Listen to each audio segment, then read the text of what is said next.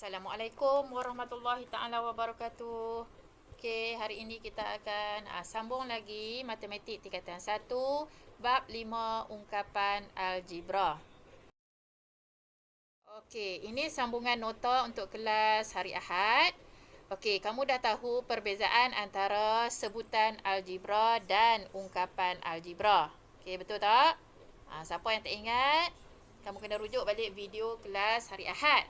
Okey. So di sini ada sambung lagi nota berkaitan dengan sebutan algebra. Okey, sebenarnya sebutan algebra itu boleh ditulis sebagai hasil darab. Sebutan algebra memang melibatkan operasi darab sahaja. Okey, dia tak ada operasi tambah. Untuk dapatkan satu sebutan algebra tu adalah melibatkan operasi darab saja, bukan operasi tambah, bukan operasi bahagi, bukan operasi tolak. So, sebutan algebra boleh ditulis sebagai hasil darab pemboleh ubah. So, apakah pemboleh ubah? Pemboleh ubah ialah nilai yang kita tak tahu kuantiti sebenar, jadi kita wakili dengan huruf. Okey, dan faktornya. Okey, so kena ingat baliklah apakah faktor. Faktor tu yang kamu belajar masa tingkatan tajuk tingkatan 1 iaitu bab 2. Faktor dan gandaan. Okey, so dia ada kaitan dengan tajuk bab 5 ni. Okey, misalnya, okey, dia bagi satu contoh dekat sini. Okey, 3xy. 3xy ni apa? 3xy ni sebutan algebra lah.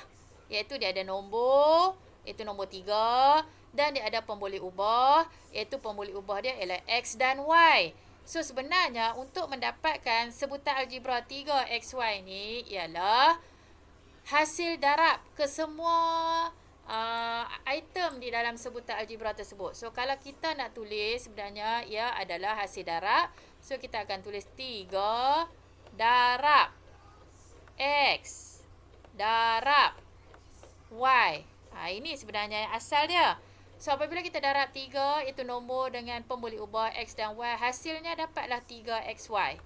Sebab tu nota yang atas ni nyatakan sebutan algebra dapat ditulis sebagai hasil darab. Bukan hasil tambah, bukan hasil bahagi, bukan hasil tolak. Dia hanya adalah hasil darab sahaja. Jadi kalau kita nak tulis 3x pun boleh kita ambil 3x, nak dapatkan hasil 3xy, kita darab dengan y. Bila kita gabung ketiga-tiga ni, dapat balik hasil 3xy. Okey, begitu juga apabila kita ambil 3 dengan y, jadi 3y. Macam mana kita nak dapatkan hasil 3xy? Kita darab dengan x. Nampak tak kat sini? Beza dia kat sini. Sini depan 3x, belakang dia y. Sini depan 3y, belakang dia x. So, kita susun kot mana pun tak ada masalah untuk operasi darab. Macam kita sebutlah 2 kali 5, 10. Kalau kita tukar 5 duduk depan, 5 kali 2 pun 10. Jawapan dia tetap sama. Dia tak akan jadi ubah. 2 kali 3, 6. 3 kali 2 pun 6. So, bila darab, kita susun kot mana pun, jawapannya akan dapat hasil yang sama, jawapan yang sama. Okey. Apabila kita ambil 3 saja kat depan, so belakang akan tinggal xy. So, kita darab akan dapat balik. Ketiga-tiga ni bila kita darab, ketiga-tiga persamaan ni, bila kita darab, hasil dia akan dapat 3xy. Itu yang dikatakan sebutan algebra adalah hasil darab pemboleh ubah dan faktornya. Okey. So, untuk yang awal ni, ada satu contoh dekat sini. Okey, dalam sebutan negatif, ni ada negatif kat depan ni lah. Dalam sebutan negatif 3k kuasa 2mn. Okey, ini sebutan algebra. Nyatakan perkali. Okey, ada perkataan kat sini perkali. Perkali bagi k kuasa 2, dia pecahkan soalan kepada 3. K kuasa 2 mn. So, bagaimana kita nak cari apakah yang tercicir? Okey, apakah yang tercicir yang tak ada dalam A ni? Itulah jawapan dia. So, untuk soalan ni, saya nak kamu buat cara saya. Okey. So, kamu buat cara saya. Kamu ambil sebutan algebra dekat atas ni. So, negatif 3 K kuasa 2 M N. Okey. So, kamu tulis sebagai hasil darab ni. tulis sebagai hasil darab. Kita asing-asingkan. Okey, setiap satu tu kita asing-asingkan sebagai hasil darab. So, negatif 3 darab dengan apa? Darab dengan K. K ada berapa kali? Kuasa 2 kan? Darab lagi sekali dengan K. Macam tu. Kamu asing-asingkan. Sebagai hasil darab, tulis tanda darab. Lepas tu darab dengan apa lagi? M. Lepas tu darab dengan N. Macam ni. Step yang pertama kamu buat macam ni. Lepas tu kamu tengok soalan A ni. Dia ada K kuasa 2 MN. So, kita potong. K kuasa 2 mana kedua-dua K potong. M pun ada kita potong. N pun ada kita potong. Apa yang tak dipotong, itulah jawapan dia. So, kalau kamu tengok, yang tak dipotong apa dia? Hanya negatif 3 kan? So, jawapan kamu dalam sebutan negatif 3 K kuasa 2 MN, nyatakan perkali bagi K kuasa 2 MN ialah negatif 3 lah. Ini jawapan kamu. So, kalau kamu join balik. Okay, so kalau kamu join balik. Okay. Kalau kamu join balik, dia akan dapat balik sebutan yang asal. Kamu join negatif 3, join dengan K kuasa 2 MN, kamu akan dapat sebutan yang asal di dalam ni. Itu saja. Okay, kita teruskan dengan soalan B. Pun sama. Kita nak tentukan perkali untuk negatif MN. So, kita tulis dulu sebutan yang dalam soalan. So, sekejap lagi kamu buat latihan, kamu buat macam ni. Tulis dulu sebutan dalam soalan. Lepas tu, pecah-pecahkan. Asing-asingkan. Ulang step yang sama. Okay, K ada 2 kali lah, jangan silap. Kalau kuasa 3, ada 3 kali lah. Tengok kuasa berapa dah. So, jangan silap. Tersilap, tak boboh cukup K, habis lah. Okay. So, yang kedua, potong. Potong apa ni? Potong hak dalam soalan ni, negatif MN. So, nampak ada negatif kat sini? Negatif MN, so potong negatif ni. Lagi potong apa? Potong huruf M. Lagi potong huruf N. Macam tu. So, masa kamu buat lagi, masa kamu nak tulis, apa darab apa, tulis jarak-jarak lah. Jangan tulis dekat-dekat. Senang nak potong. Kalau tidak, dia mungkin akan mengganggu jawapan kamu. So, kamu tulis jarak-jarak. Tak perlu nak tulis dekat-dekat. Okey. So, jawapan dia apa yang tinggal? Yang kita tak potong. Ni lah. K 2 kali. Macam mana nak tulis? Jangan tulis 2K. Tengok balik dalam sebutan ni, dia tulis K kuasa 2 kan? So, kamu tulis K kuasa 2 lah. K kuasa 2 lah jawapannya. So, kalau kamu nak check jawapan, kamu join dengan K kuasa 2 ni, kamu gabungkan dengan ni. Gabungkan dalam soalan B. Gabungkan dengan negatif MN. Dapat tak negatif 3K kuasa 2 MN? Oh, sorry. 3 ada kan? Nampak tak? Saya pun tersilap. Ni 3 kita tak potong. Kita potong negatif. So, jawapan ni adalah 3K kuasa 2. Nah, saya ulang balik lah. So, 3 ni. 3 ni ada. Kita hanya potong negatif. So, 3 ada. So, kamu joinkan 3K kuasa 2. Gabungkan dengan negatif MN. Dapat balik negatif 3K kuasa 2 MN. Itu cara dia. Tak check jawapan betul ke salah. Okey. So, seterusnya kita nak cari perkali bagi 3K. So, tulis dulu ungkapan algebra negatif 3K kuasa 2 MN. Okey. So, asingkan negatif 3 darab. Kamu nak asing kat sini boleh. Negatif bubuh darab 3 darab K darab K.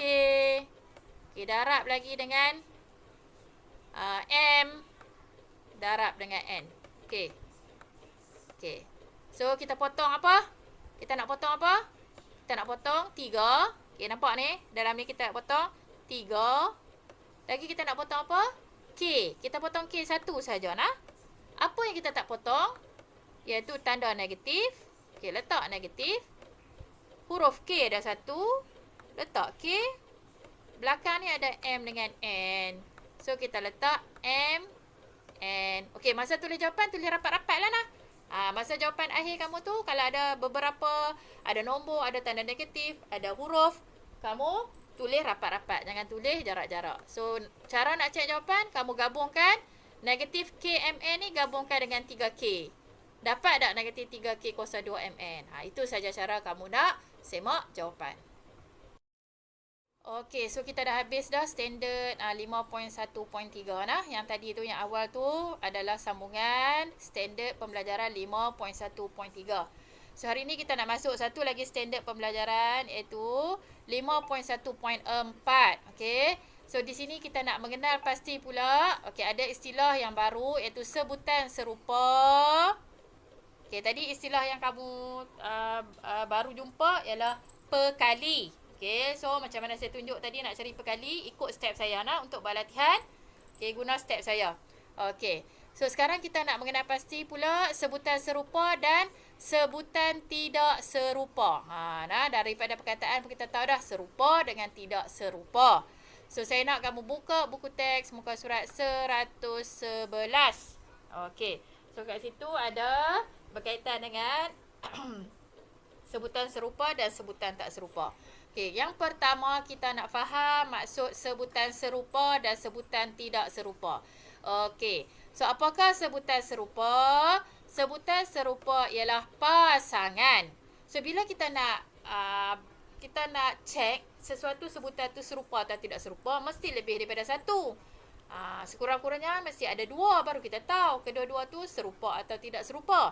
So sebutan serupa ialah pasangan sebutan yang mempunyai pemboleh ubah. Yang penting kamu tengok pemboleh ubah. Pemboleh ubah tu apa? Huruf. Dalam sebutan tu kamu tengok huruf saja. So kamu tengok pemboleh ubah. Kalau serupa pemboleh ubah dalam sebutan itu mestilah sama. So serupa adalah sama maksud dengan sama. So jika sesuatu sebutan itu serupa, pemboleh ubah di dalam semua sebutan mestilah sama dengan kuasa yang sama. Jika pemboleh ubah tu ada kuasa pun kena sama. Kuasa 2, kuasa 3 dan seterusnya. Itu yang dikatakan serupa, sebutan serupa. Okey, contoh kita tengok pasangan yang pertama antara sebutan negatif 2M. Okey, negatif 2M dan 3/7M. Okey, so kamu lihat kat sini. Kamu jangan tengok nombor. Kamu tengok apa? Kamu tengok pemboleh ubah. Pemboleh ubah tu huruf. So kalau kamu lihat kedua-dua sebutan ni, pemboleh ubah dia ialah M. Nampak tak M? Dan M tu berkuasa 1. So kedua-dua ni sebutan serupa lah. Okey, boleh. So satu lagi tips, jika nombor adalah pecahan. Macam ni kan, 3/7 ni pecahan. So M tu kena duduk di tepi 3 ataupun di tengah-tengah. Maksudnya di sebelah tanda per. Baru dikatakan serupa. Sekiranya M tu duduk di bawah, duduk di sebelah 7. So bila duduk di sebelah 7, dia bukan serupa. So tolong berhati-hati bila pecahan. Saya ulang lagi sekali. Sekiranya melibatkan pecahan, pemboleh ubah perlu ditulis sama ada di tengah-tengah. Maksudnya di tengah-tengah dia duduk sebelah tanda per. Dia duduk di hujung sebelah kanan, sebelah tanda per. Dia duduk tengah-tengah. Atau kamu boleh tulis di sebelah pengangka. Maksudnya dia duduk di bahagian atas di sebelah pengangka. Itu baru dikatakan sebutan serupa. Jika dia duduk di bawah, iaitu di bawah itu sebelah penyebut, itu bukan sebutan serupa. Okey. So kita tengok contoh B pula, pasangan. Okey, ni yang saya sebut tadi. Okey, PQ per 3. Ini pecahan lah. Bermakna PQ ni 1 PQ lah. Cuma kita tak tulis je 1. So kalau kita nak tulis dalam bentuk 1, dia boleh jadi macam ni. Dia sama juga dengan macam ni. 1/3 PQ. Macam ni. Ataupun kita juga boleh tulis sebagai 1 PQ per 3. Ni, semua ni sama. Semua ni sama. Tapi kalau kamu tulis di bawah, contoh kamu tulis 1/3 PQ. Ini tak betul. Ini tak boleh. Ini tak boleh. Cara tulis macam ni tak sama dengan PQ per 3. Okey. So, PQ per 3 dan. Okey. Dan kita nak bandingkan dengan satu lagi sebutan algebra iaitu 6.9 PQ. 6.9 PQ. Okey, so rujuk apa? Kita nak banding. Tengok pemboleh ubah. Yang ini PQ, yang ini pun PQ. So, kedua-dua adalah sebutan serupa. Okey, kita tengok C pula. Okey, C antara sebutan yang pertama 6AB dan 6AB dan 7BA. 7BA. Okey, di sini lain sikit. Kamu tengok pemboleh ubah yang depan ni AB. Iaitu dua pemboleh ubah lah. A dan B. Yang belakang ni pemboleh ubah dia B dan A. Dia terbalik kedudukan. Yang awal ni A duduk depan, B duduk belakang. Yang sebutan kedua B di bahagian depan, A di bahagian belakang. So, adakah kedua-dua ni sebutan serupa? So, kalau situasi macam ni pun dikatakan sebutan serupa. Kedudukan tak penting. Dia duduk terkalih tak ada masalah. Janji huruf tu mesti huruf yang sama. Boleh tak? Dia mesti huruf yang sama. Macam saya sebutlah 5 kali 2, 2 kali 5. Duduk mana dulu tak apa, jawapan tetap sama. So, sama dengan situasi sebutan serupa. Jika susunan pemboleh ubah tu tidak sama, tetapi huruf tu sama. So, kita katakan ini juga adalah sebutan serupa. Kedudukan tak penting dah. Soalan boleh keluar ni. Saya kamu jangan kata tak serupa pula. Okey. Dan yang ketiga, yang keempat. Okey, antara 5. Okey, 5K kuasa 2. Dan. Okey. 5K kuasa 2 dan. Negatif K kuasa 2. Okey, negatif K kuasa 2. Apa maksud kat sini? Pemboleh ubah dia ialah K. Dan pemboleh ubah dia ada kuasa 2. So, yang belakang ni pun pemboleh ubah dia K dan ada kuasa 2. Yang lain jangan tengok. Tanda negatif ke positif ke apa tak boleh tengok. Kamu hanya tengok pemboleh ubah. Iaitu huruf saja. So, kedua-dua dia K dan ada kuasa yang sama. Iaitu kuasa 2. So, betul lah. Okey, sebutan serupa lah. Okey, selesai sebutan serupa. Kita lihat pula sebutan tidak serupa. Okey, sebutan tidak serupa. Ni perkataan tidak. Tidak serupa ialah pasangan sebutan yang tidak mempunyai pemboleh ubah yang sama dan kuasa yang sama. Maksudnya, pemboleh ubah tak sama, kuasa pun tak sama. So, bila kita lihat kedua-dua ciri itu ada, tak sama, huruf pun berlainan, kuasa pun berlainan, maka kita katakan sebutan tersebut adalah sebutan tidak serupa. Okey, contoh. Okey, contoh. 2. Okey, 2. Y dan 2W. 2W. Lihat pemboleh ubah dia. Tak serupa kan? Satu Y, satu lagi W. Tak serupa lah. So, ini adalah sebutan tidak serupa. Okey. So, nombor B. Antara 5, X, Y dan dan satu lagi sebutan negatif Y, Z. Okey, kat sini kamu lihat. Sebutan yang pertama, X dan Y. Sebutan yang kedua, Y dan Z. Walaupun ada Y sama, tapi hal satu lagi tak sama pun, kita katakan ianya sebutan tidak serupa. Dia syarat dia mesti sama 100%. Okey. Okey, seterusnya. Nombor C antara 9X kuasa 2 dan. Okey. Dan juga 8X. Okey, 8X. So, lihat kat sini. Pemboleh ubah tu dah sama dah X. Kan? Cuma yang depan ni ada kuasa 2, yang belakang tak ada kuasa. So, bila tak sama, kuasa tak sama, kita katakan sebutan ini tidak serupa. Dan yang terakhir, di antara 3M kuasa 2, N. Okey. 3M kuasa 2, N. Dan. Okey. Dan. Satu lagi sebutan iaitu 1/4. Okey. So, pemboleh ubah kita tulis di tepi. M. N. Kuasa 2. So, perhati betul-betul. Yang sebutan pertama, M kuasa 2, N. M yang ada kuasa 2. N tak ada kuasa 2. Okey. Sebutan yang kedua, M tak ada kuasa 2, N pula ada kuasa 2. Nampak? Jadi tak sama kat situ. Jadi kedua-dua pasangan ini dikatakan sebutan tidak serupa. Okay, di sini ada satu contoh berkaitan dengan sebutan serupa dan sebutan tidak serupa. Okay, kena pasti sama ada pasangan sebutan berikut sebutan serupa atau sebutan tidak serupa. Okay, so kita tengok contoh A. Part XY dan XY per 2. Okay, nampak sini. Pemboleh ubah dia XY. Yang pecahan ni pemboleh ubah duduk atas. So, betul lah. Dia duduk atas atau duduk tepi nah. So, jawapannya betul. So, jawapan di bawah ni sebutan serupa. Okay. So, waktu pecahan kamu perhati betul-betul nah. Selalu pelajar silap bila pecahan. So, pecahan kalau nak serupa dia mesti duduk di atas atau di tepi.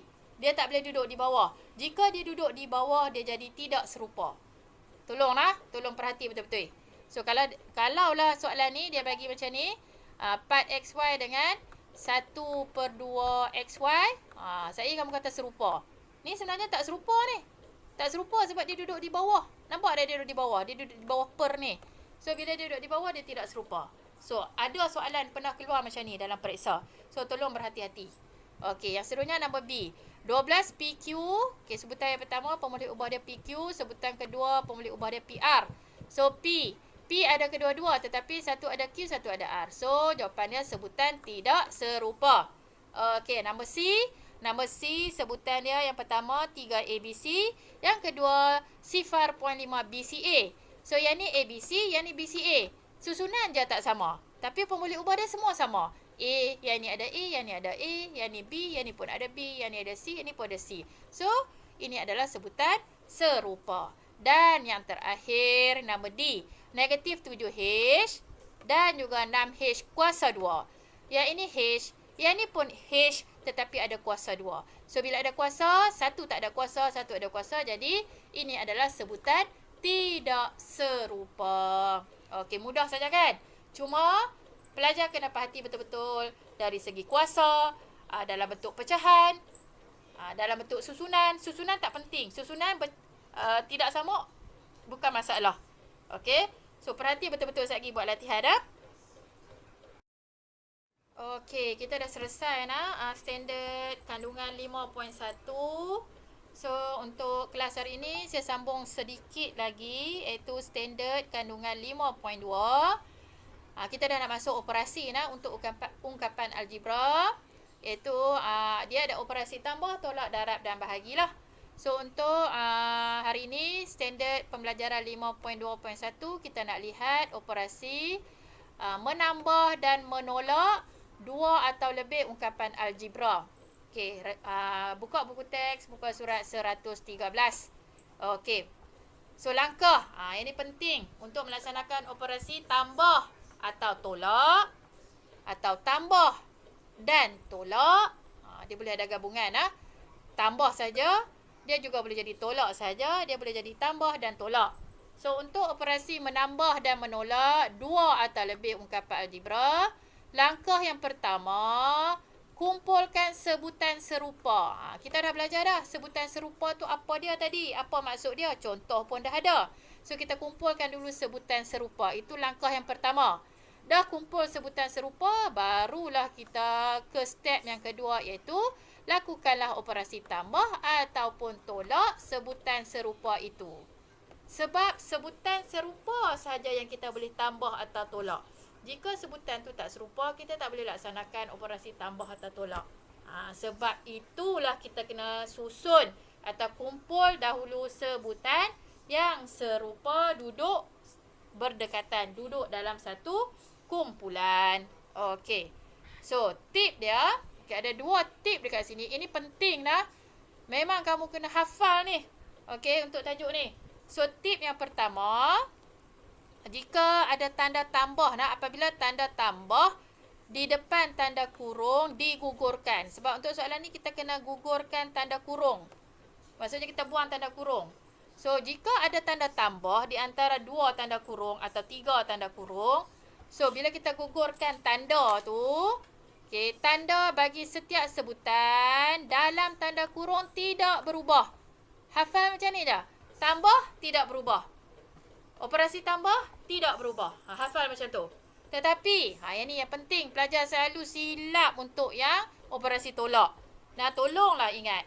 So, apabila tanda tolak, di depan tanda kurung digugurkan. Dia sama saja. Kita nak buang tanda kurung. Tanda bagi setiap sebutan dalam tanda kurung akan berubah. Yang ni tolong beri perhatian. Berubah tu maksud dia apa? Jika tanda di dalam tanda kurung tu positif atau tambah lah, dia akan jadi tolak. Dan jika tolak, dia akan jadi tambah. So dia panjang sikit untuk tip nombor 2. Tip nombor 2 ni untuk operasi tolak yang ada tanda tolak. Sekejap kita buat, tengok contoh, kamu akan faham. Dekat sini untuk menjelaskan tip nombor 2, tengok dekat sini. Okay, katalah kamu nampak ada tanda tolak. Selepas tanda tolak ada kurung. Dalam tu ada tanda tambah. Nampak tak sini? Kan? Jadi, A ni sebenarnya tak ada tanda apa. Dia positif lah. Dia tambah lah. So, kamu kena ingat balik tajuk 1 lah. Tajuk bab 1. Bila tolak, sini tambah. Bila dia tak ada tanda, bermakna dia tambah. So, nampak tak? Bila kita buang kurung, kurung dah tak ada kat sini. Dan selepas tanda sama dengan belah kanan, kurung dah tak ada. So, nampak tak? Tambah A, dia jadi tolak A. Tambah B, dia jadi tolak B. Kenapa dia berubah? Sebab depan ni tanda tolak. Nampak tak? Dia berubah. Semua dalam tu akan berubah. Semua di dalam tanda kurung akan berubah. Daripada tambah jadi tolak.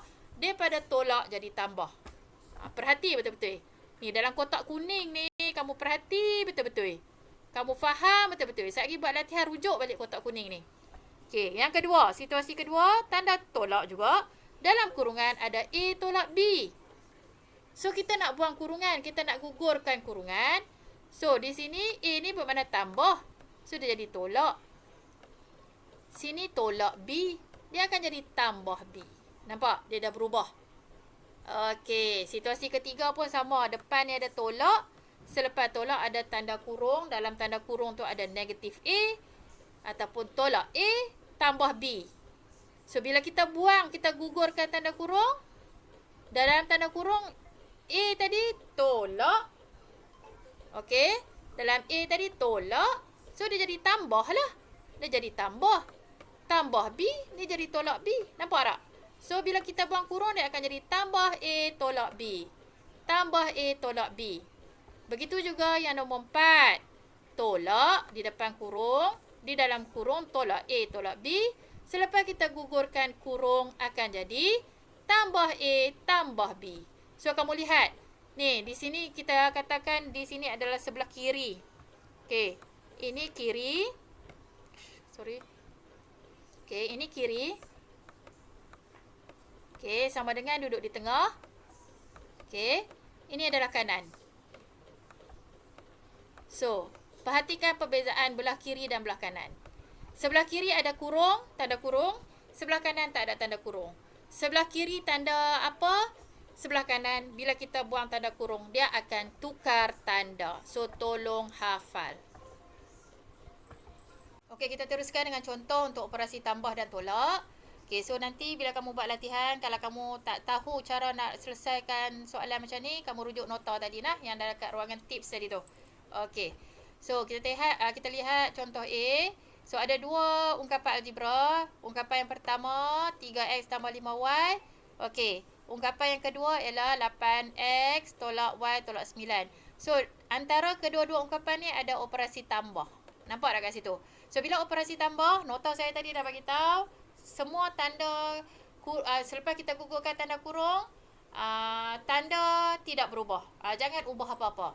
So, apabila operasi tambah, okay, operasi tambah, kan, operasi tambah, so tanda kurung, selepas kita gugurkan tanda kurung, tanda tidak berubah. Operasi tambah, tanda tidak berubah. Maksudnya, tanda di dalam kurungan selepas operasi tambah. Okey, tanda tidak berubah. Ini penting lah. Kalau kamu ambil ringan tentang hal ni, memang kamu akan salah soalan macam ni. Soalan macam ni, soalan famous ni. Boleh naik. So, tolong hafal.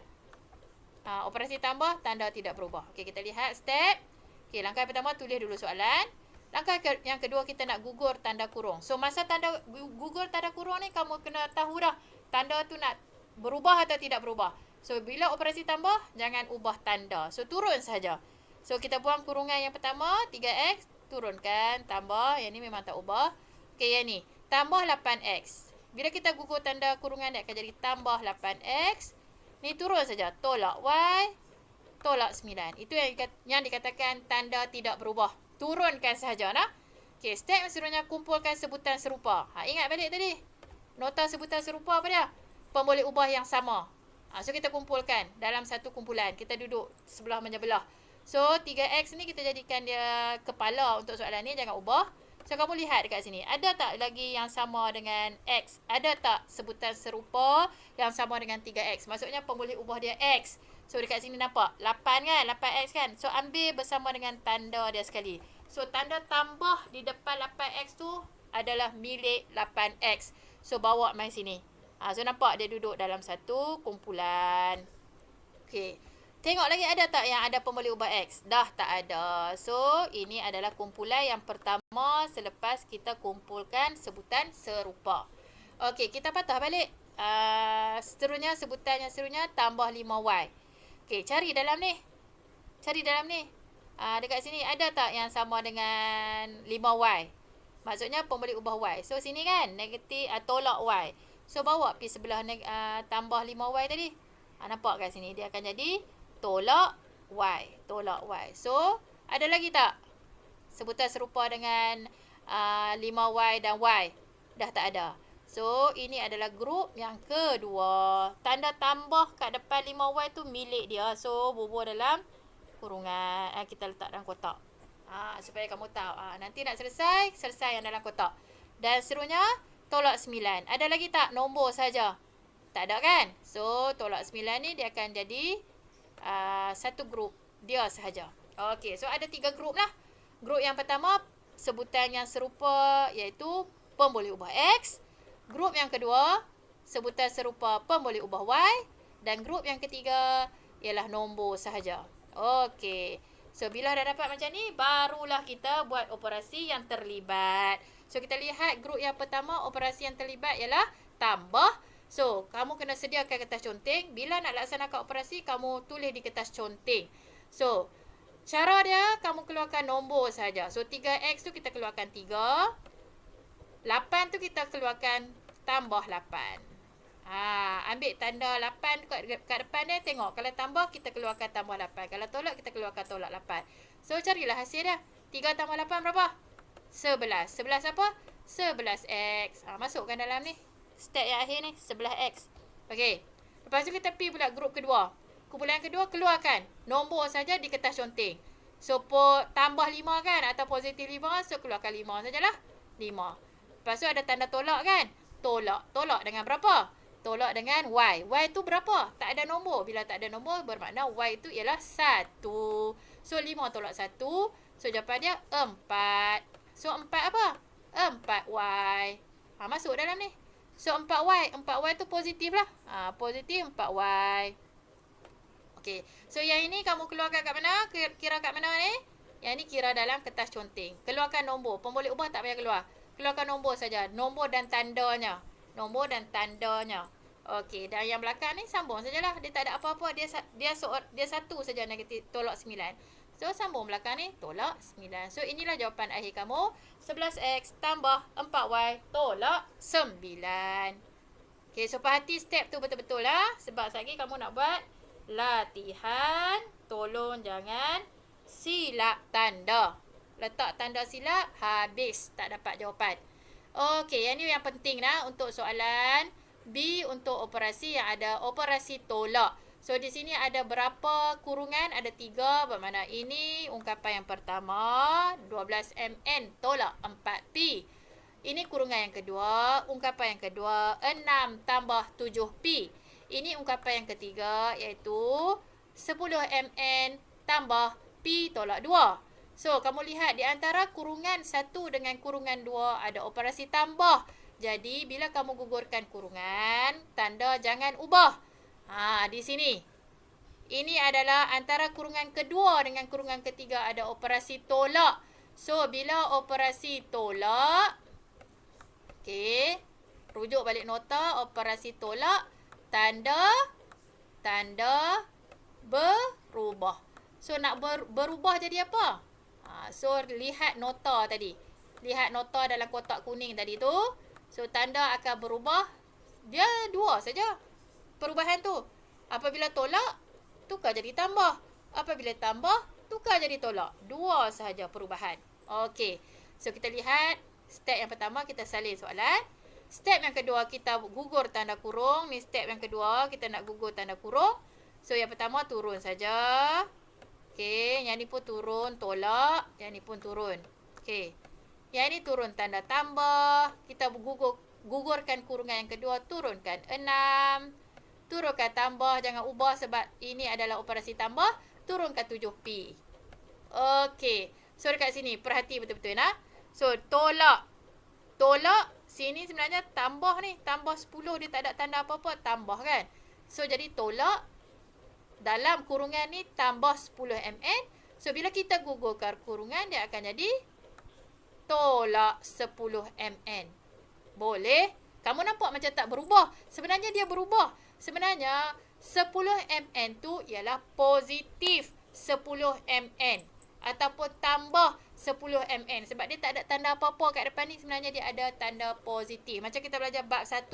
Bab 1 nombor positif. Kita tak letak tanda positif depan dia. Kita hanya tulis nombor saja. Sama lah dengan soalan ni. Okey, yang kat sini kamu lihat. Sini tolak. Di sini tanda tambah. Tambah P. So, bila kita gugur kurungan, dia akan jadi tolak P. Okey. Okey, sini tolak. Okey, bila kita gugur kurungan, sini tolak. So, bila kita gugur kurungan, dia jadi tambah 2. Nampak?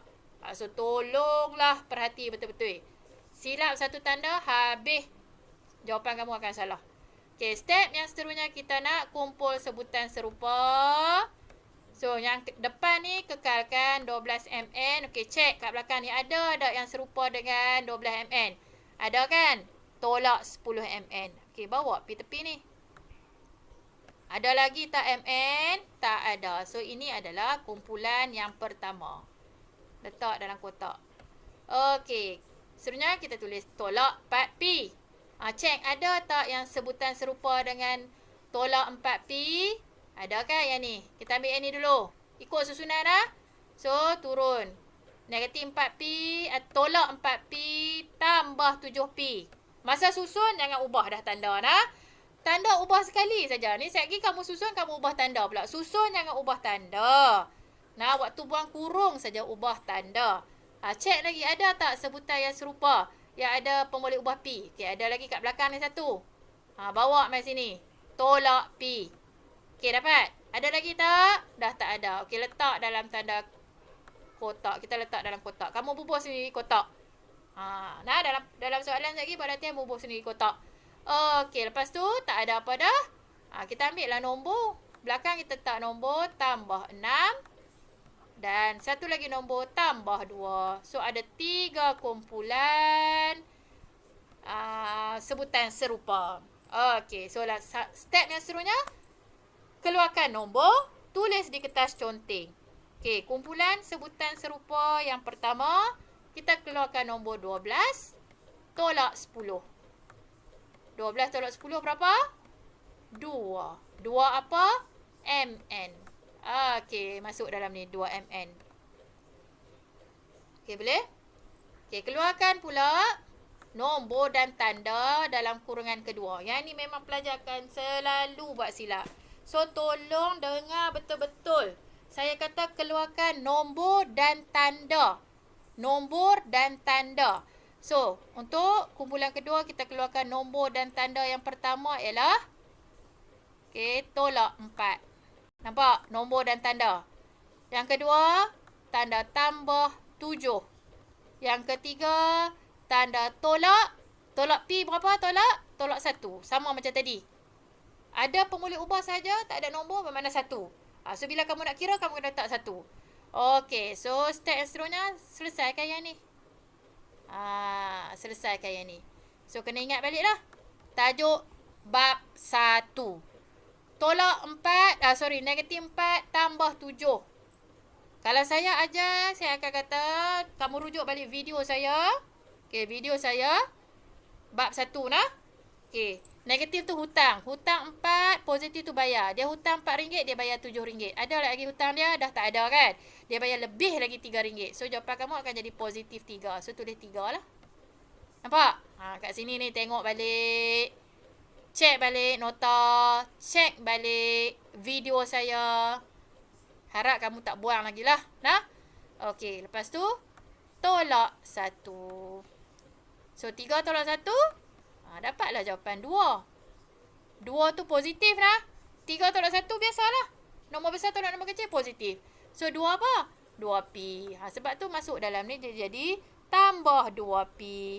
Okey, seterusnya grup yang ketiga, keluarkan nombor dan tanda. So, nombor dia ialah 6. Tanda positif keluar tak apa, tak buat keluar pun tak apa. Tambah 2. Senang je. 6 tambah 2 berapa? 8. 8 tu apa? Positif kan? So, jadi kat sini tambah 8. So, nampak contoh B sangat-sangat penting untuk kamu faham supaya nanti kamu buat latihan, kamu tak salah. Tolong perhati betul-betul. Okey, sampai di sini saja kelas kita untuk hari ini.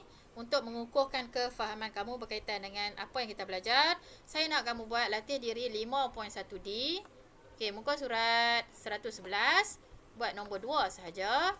Latih diri 5.1E, muka surat 112, buat semua soalan. Dan buat juga mahir diri 5.1, buku teks muka surat 112, buat nombor 1 dan nombor 4. Okey, so untuk soalan operasi tambah dan tolak kamu akan buat untuk kelas yang akan datang, sebab ada lagi operasi yang kamu kena belajar, iaitu operasi darab dan juga bahagi. So, selamat belajar dan jumpa lagi. Assalamualaikum warahmatullahi taala wabarakatuh.